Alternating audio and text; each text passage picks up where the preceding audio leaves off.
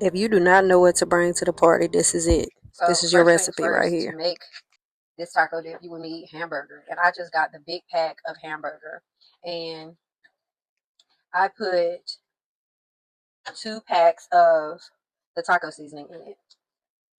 And we're going to let this cook until all of the meat has turned brown and all of the juices have evaporated. After the meat is finished, you're going to drain it of all of the grease and stuff that's left behind. Now we're going to move to the next step. Okay, next you're going to take your pan.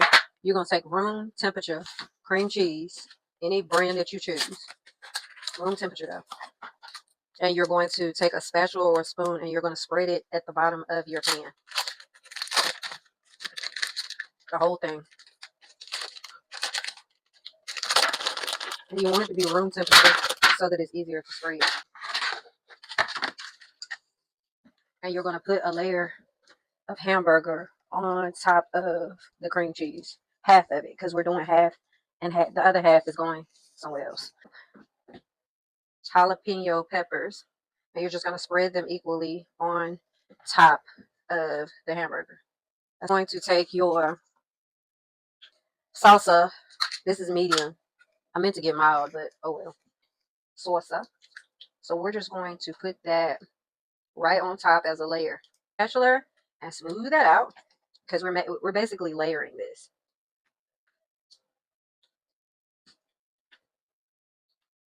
Skim blend cheese.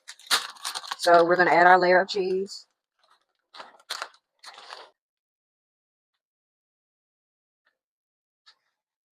We're doing it a different way. We're going to take this green salsa. We never tried it like this, but let's try it. New year, new things. Even if I take this off, it'll be ready. Here we go. All right. Ever so gingerly. This is what we're looking like. Doo-doo. Just like, okay. So this is what it's looking like. These are the cream cheese it was one full block of cream cheese. I cut it up into these little blocks. I did it on both.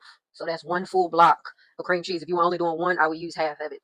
But I think I'm going to layer another layer of salsa and then I'm going to do cheese, like regular salsa. So let's get into that. And I'm not going to do that much either. I'm just going to splash it in between.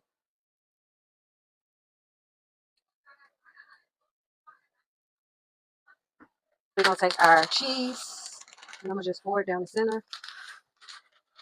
Then I'm going to take my Kobe Jack cheese, because I did get Kobe Jack cheese as well.